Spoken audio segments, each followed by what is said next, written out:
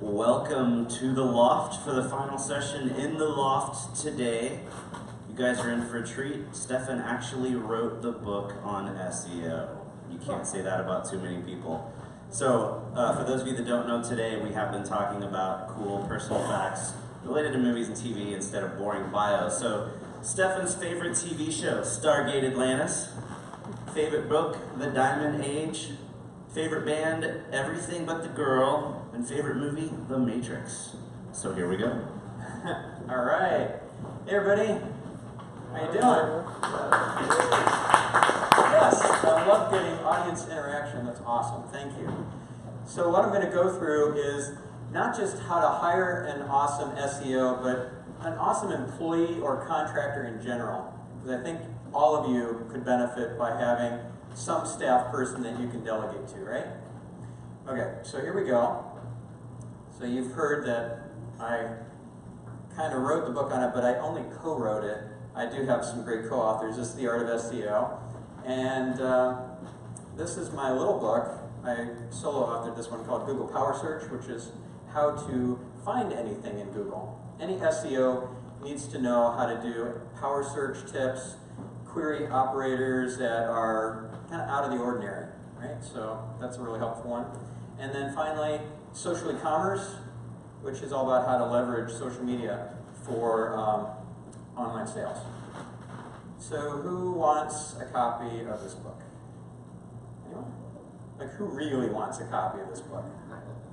Like enough that they'll come and get it. Like, seriously?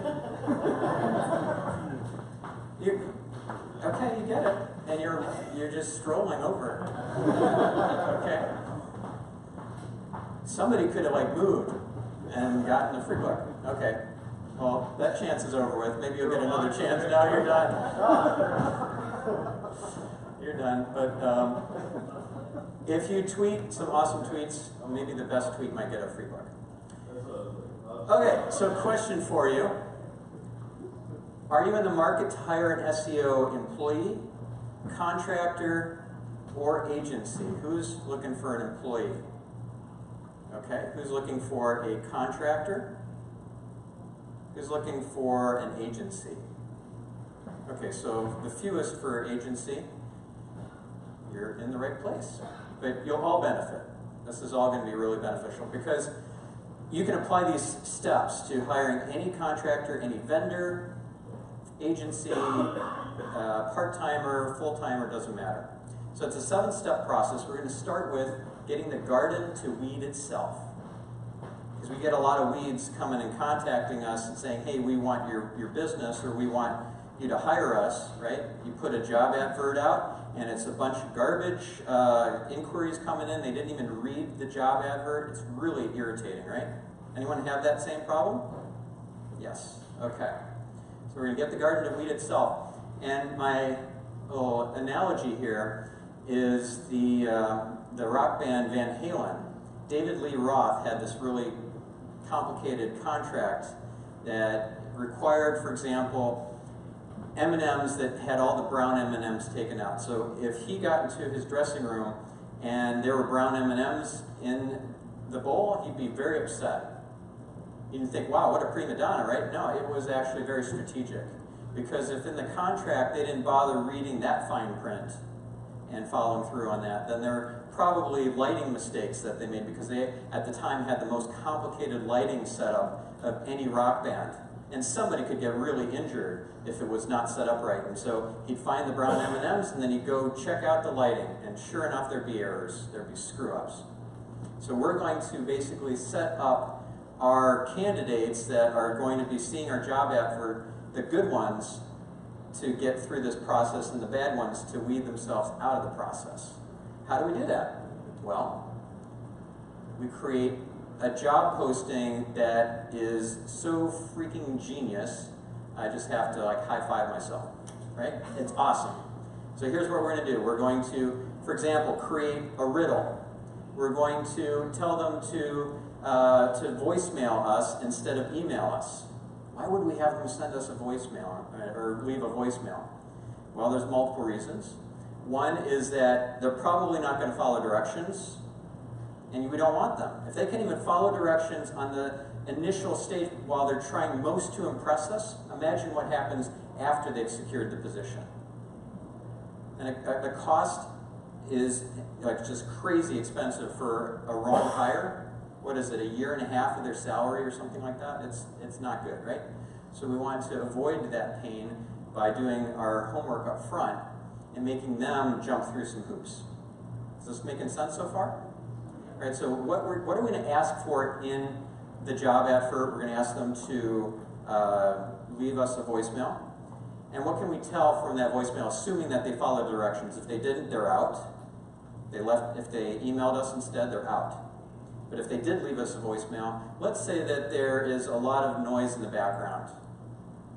You know, whatever, screaming kids or construction or whatever, you know, unprofessional or not thought through kind of voicemails like that, they're out. It's not that we're discriminating against people who have kids, it's that they didn't take the time to think through what the first impression is going to be. And no, they're out. So what else are we going to check for? So did they leave a phone number for us to return? Like, do they actually think through this stuff? Like real world smarts, street smarts. Makes sense, right? Another thing is if they left a very long rambling voicemail, that's not good either. So these are really easy things to check for. What do we do with the riddle? Let me jump to this slide. So with a riddle, we want to see what their problem-solving expertise is. We don't want it to be easily Googleable, but frankly, I don't care if they got the answer wrong in the riddle.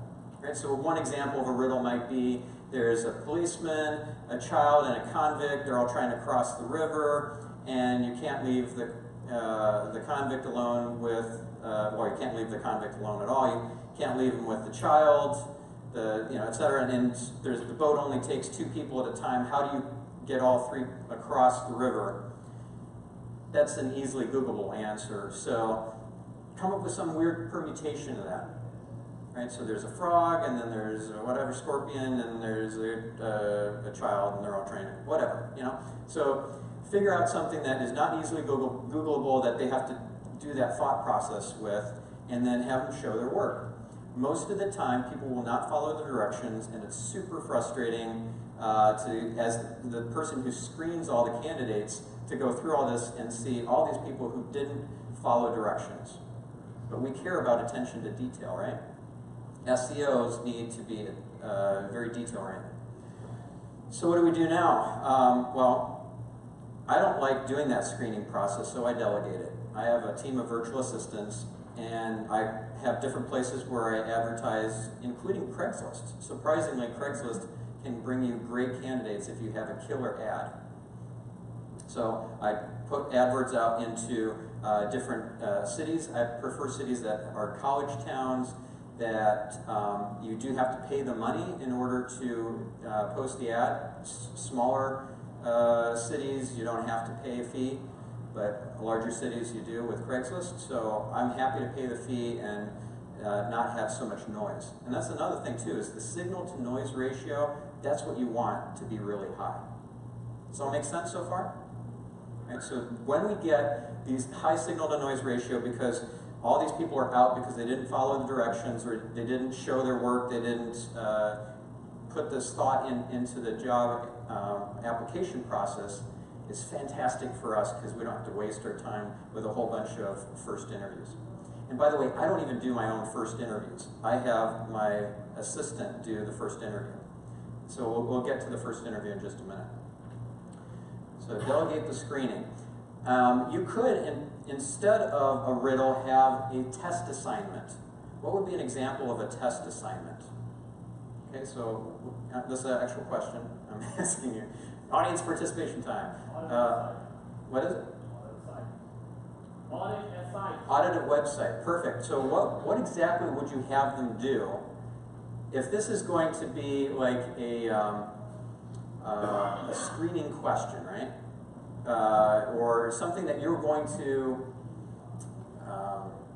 we don't want them to be overwhelmed, right? So we don't want to say, go through and audit all these different things. So let's Let's break it down a bit. Let's make it a little less onerous than audit a website. What would you have them audit on the website? What do you think? Content issues. Content issues, okay. So let's get even more specific. So let's say if we're technical issues, page speed. Like audit the page speed. Show me what the page speed issues are with this site. That's easy. Just pull up page speed insights. How about mobile issues? Show me that this is mobile friendly, right? So with content issues, what do you think? Content cannibalization, duplicate content issues. Perfect. Duplicate content, right? So maybe they would need access to Google Search Console to see the duplicate titles and duplicate meta descriptions. Maybe they could run Screaming Frog and show you what they found with that. Yeah, different ways of giving them little test assignments, little easy jobs to do. So another thing you can have them do is check the cache date, check page authority, domain authority, citation flow, trust flow. You could have them check for the last modified date, other HTTP headers and things like that, right? Cool. And then what if you tell them the right answer after they got the answer wrong and they defend their wrong answer? What do you think about that? Hell no, right? Hell no. If this is a huge red flag. If they try and defend their wrong answer, do not hire them. Please do not hire them. If you do hire them, please come to me and tell me I was right after 6 months and it was very costly, and so that we can put that out as a case study. This would be a really bad idea to hire somebody who defends the wrong answer. Step 2, we're going to review their social media profiles. Now remember, back to the job advert, and let's say I'm posting it to Craigslist, to LinkedIn, wherever else, right? If I've asked them to supply me at least one or a couple different social URLs for social profiles they manage. I don't even care if they're their own. They could be their companies or clients or whatever. I want to see evidence that they get the internet. And if it is one of their own social profiles, then I get real insight into how they think, whether they are putting up a good face right now, but like if I go back in their Twitter stream a year or 2 years ago, did they do really stupid stuff that they really should have cleaned up and deleted? This is stuff that you need to think about as you're going through and analyzing what they've submitted to you in terms of their social profile. So here's some questions I look at, and I would invite you to look at as well as you are evaluating these people's social profiles. For example, are they being discriminatory, or are they being derogatory towards other people in the industry? That's a red flag. Are they actively asking and answering SEO questions, or is SEO just not on the radar on their social profiles? What kind of content are they sharing? Is it really high value stuff? Do they seem to be really good at curating? Or is it just this obvious stuff that everybody else sees, like on the front page of search engine land? There's a whole bunch of these social media questions. I invite you to grab the PowerPoint. Are these PowerPoints being made available? Yes. Yeah. So grab the PowerPoint. You don't need to take copious notes of every single one of these bullets. But the idea here is you're not just looking out to see if they get the internet, but are they good people too? But be careful, because if you yourself are being discriminatory, or where it could be misinterpreted as you being discriminatory, that's a big danger area. All right, step 3, using A/B split tests on your jobs adverts. So you think, okay, well, I test my ad copy for my clients. Why wouldn't I test the ad copy for my job adverts to hire people? Of course you would. Test your title, test your your calls to action and the various bullet points and the roles, responsibilities, and all that sort of stuff. Test all that. Just for example, I used wicked smart as part of the, as an adjective in the title of one of the jobs I was putting out an ad for. And I used this in Boston, so it made perfect sense to say wicked smart. And I did get some cool people applying for the job that they applied because they loved that it was for a wicked smart marketing assistant or whatever, right? So that was cool, but then I tested using geeky instead of wicked smart, and it actually pulled in better candidates.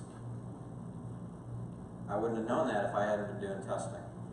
So test this stuff just like you test your search, advertising, and your SEO. And anything else I want to say there? Oh yeah, test different outlets too. Different places where you want to post your ads. So for example, let's say you're looking for a content creator. There are sites for writers, like ProBlogger has a job board. Any other favorite sites that you guys like to find writers on? Anyone want to share their secrets? No? Okay, so that's just one example. If you're looking for a virtual assistant, you know, you can actually, you can find some really great folks in the Philippines for a very cost-effective rate. You can find full-time people for maybe $800 a month, part-time person for maybe $400. There's a site called onlinejobs.ph. Anyone use online jobs? No? Who knew about onlinejobs.ph? It's basically the monster.com for the Philippines. Yeah. There you go. That's a great tip right there. If you don't want to go through the effort, you want to have basically a headhunter in the Philippines, there's a service called Virtual Staff Finder. Chris Ducker is the founder of Virtual Staff Finder. He wrote Virtual Freedom, which is a great book. Anyone heard of Virtual Staff Finder? Yeah. Or how about Chris Ducker? Okay, so it's a great book, Virtual Freedom. And just a little tip from that book. He encourages you to create your 3 lists of freedom. What is the 3 lists of freedom? It's just, what do I not like doing? What am I not good at? And, or let's see, I don't want to do, I'm not good at, and, oh shoot, it just escaped me, but it talks about those 3 lists of freedom in the book. And after you've done that exercise, you're supposed to delegate all the stuff that's on those 3 lists to virtual assistants or to other teammates. It's a great process. How many minutes do I have left here?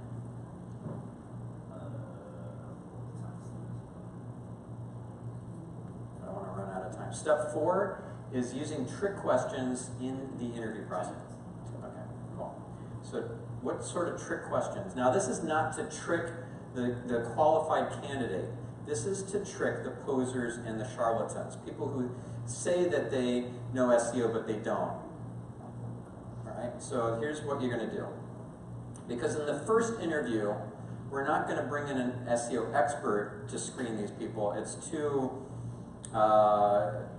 costly, time, resources, money to do that. But in the first interview, and remember, I have my assistant do the first interview. So, my question for you is, what are some trick questions that you might use in your first interview? Yeah? How much does it cost to get to the first organic ranking of Google? How much does it cost to get to the first organic ranking? First organic ranking in Google. Okay, so thank you for that question. I'm thinking maybe something that there's like only one right answer for. Let me give you an example.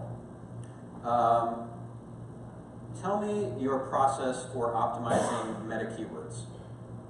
What's the only right answer to that? Don't.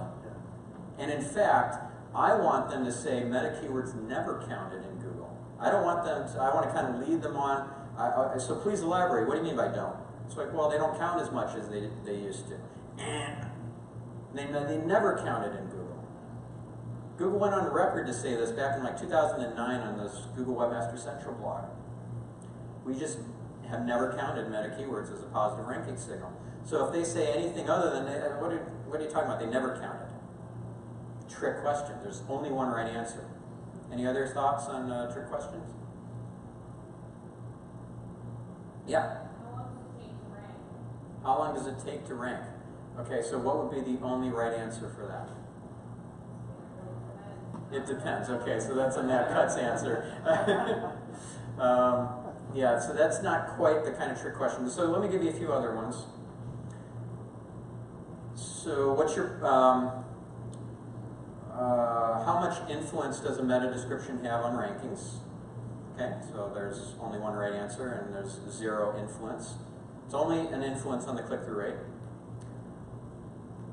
What's the difference between panda and penguin? If they get that wrong, like panda is all about links and penguin is all about content, thin content, it's the other way, so they're out. Here's a cool one. What is most important to, what do you think is most important? Attention to detail, honesty, creativity, dependability, or dependability or dedication, technical acumen. Which one? So that's my question for you. Which of those do you think is the most important? Do you think technical acumen for hiring an SEO? So if you were in the interview, what would you say? Technical acumen? Okay. Attention to detail? Okay. Honesty? Okay. And dedication? Okay. So only about 20%, maybe 25% of you said honesty, and that's the only right answer. This is called the honesty test. It is so freaking awesome. Because if you hire somebody who's all about attention to detail, and they're not honest, if that's not in their highest values, oh, you're going to be screwed. That's worth the price of admission right there, that one tip. So that's called the honesty test. Okay, so I have a bunch of these trick questions, a handful of them actually, in this SEO BS Detector free PDF download, which you can get by texting the word DFW SEM to 33444. So yes, I'm going to get you on my list. But it's really valuable. So not only does it give you those trick questions, it explains how basically anybody who, they don't have to know SEO to know to get the right answer from these people, these candidates. And then you bring in the big guns, the SEO expert, to do the second interview or to assist you with the second interview. Did everybody get that? 33444 and put the word DFW SEO. Step 5, ask specific questions that prove expertise. So here's a question for you. What's your wellspring? And you're like, what the heck is that? See, these are the kinds of questions that you're going to ask in the interview that are going to prove that they prove their expertise, and you're going to ask for specific evidence of their expertise. So what's your wellspring? What are you best at? And then what's your quicksand? What do you suck at? Because asking them for their weaknesses is not helpful. They've got some rehearsed reply to that that's of no value to you. And it sets them up. Don't even ask that. Ask them for their quicksand. We're going to ask them for specifics, like not just, okay, tell me about some of the SEO tools that you use. Or tell me about your favorite SEO tools, which is a great question. It allows me to really probe, and because I know a lot of the SEO tools, like for example, I did a second interview for a client, and yeah, it was pretty funny. The guy said Majestic SEO was his favorite SEO tool. He gave a few others.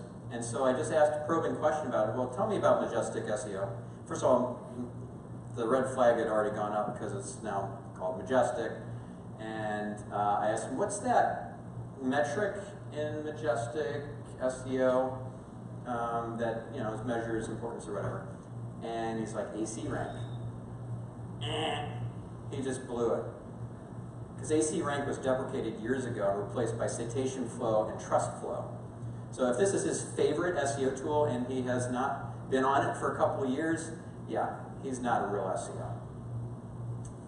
So I was polite and we continued the interview. I didn't just like cut him off, but yeah, he was out at that point.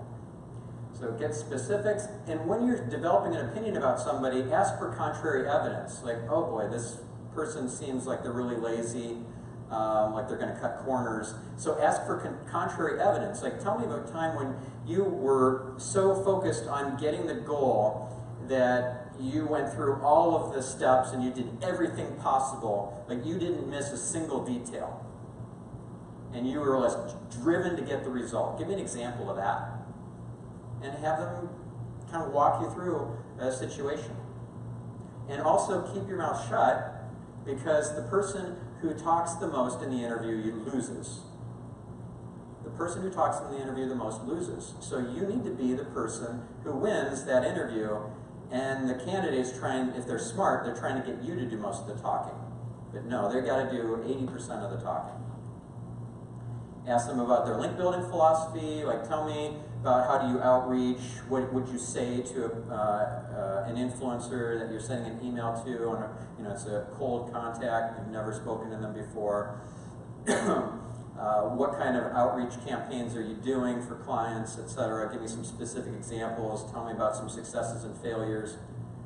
Ask them for how they learn, what are their favorite websites for getting trained on SEO and keeping up with the industry news and so forth. If they're not able to list a bunch of blogs that they're following or resources where they got online training or conferences that they went to, yeah, not so good.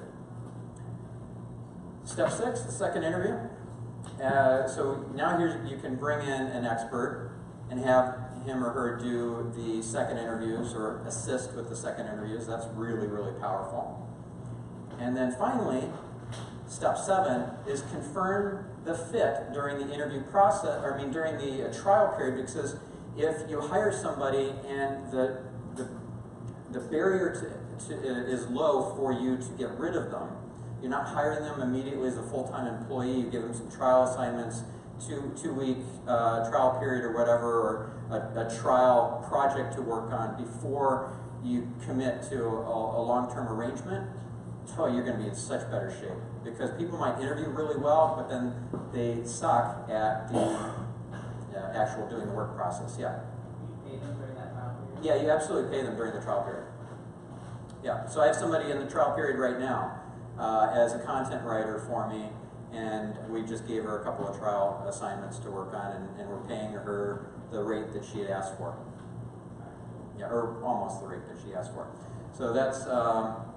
Yeah, and don't train them yet, because you don't want to invest time in training somebody. And by the way, if you do give training to a new employee, which I'm assuming you're going to, who does that, who's training their new employees, every single one of you needs to record those, because that goes into your content library, your training library. Like, okay, let me teach you how to get featured snippets and what sort of things we need to do. Let me teach you about how to use Majestic and what that scatter graph means, and the diagonal, and you're trying to get above the diagonal, especially where it matters over here and everything. If you have a virtual person that you bring in over video Skype, or you do GoToMeeting, it's super easy to hit record. Just use call recorder for Skype, or GoToMeeting has recording capabilities. Or if you're doing it in person, you got a Mevo camera, or you got something that's recording it, so that you have this captured and goes into your training library. And then ask for their primary or have them take a test, like the fascination test, which is from Sally Hogshead. It's awesome. You'll find out the person's primary and secondary advantages, and then their archetype, This is how the world sees them, not how they see the world. And then there are other personality tests on how they see the world, like DISC and predictive index. Yeah, DISC I love, and you can just send them to the Tony Robbins site, tonyrobbins.com/ I forget what the URL is, and they take it for free. The DISC assessment is normally hundreds of dollars, and they can take it there for free, and then you just have them send you the PDF report of all of the stuff, and you can find out how dominant they are, how outgoing they are, how attentive to detail they are through that personality test. And I don't have everybody do that, just the people that I've brought on the trial period. So we're out. Okay, so last point here is to match up their values to their roles. Right, so have them do a DeMartini values determination, and then they send you the report of what their highest values are. Let's say it's family, let's say it's their religion, let's say it's their kids or whatever, and figure out ways to match the job duties to those things. Like, oh, travel is number one for you. Well, guess what? We'll give you a 2 weeks paid vacation, and we'll send you somewhere after you complete this major project or whatever. Okay, so that's it. And last question is, what's the best indicator of future behavior? Past behavior. Who said that first? Okay, you come up and you get a book. And we're good. So, again, if you want the PDF, DFW SEM is the word to text to 33444. I'm Stephan Spencer. Thank you very much.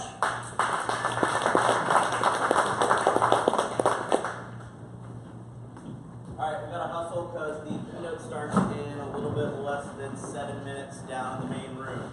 Well, that's the preparatory keynote before the main keynote. So, everybody head downstairs. Thank you.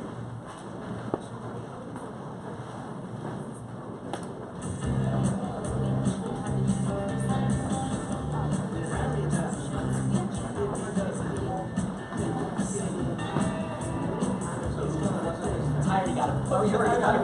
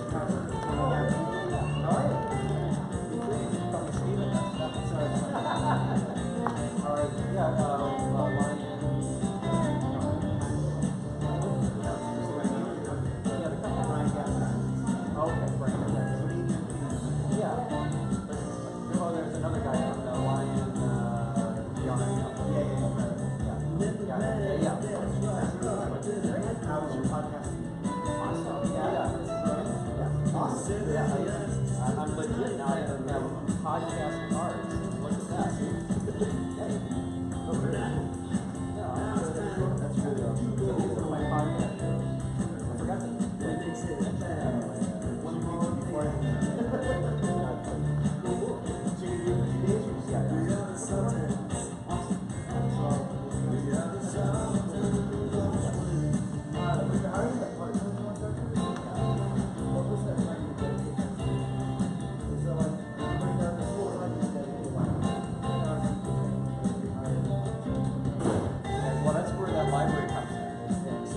of that time up front, and you don't have to reinvest it.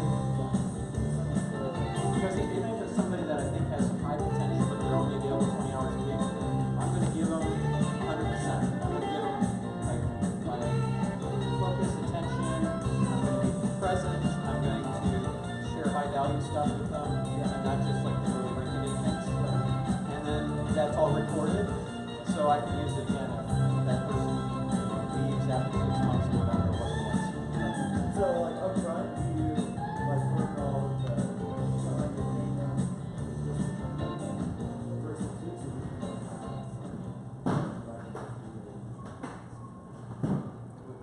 So like, let's say you hire someone. No, you have them do stuff. Yeah. Right, so even if it's a junior person, give them, like, have them earn their keep.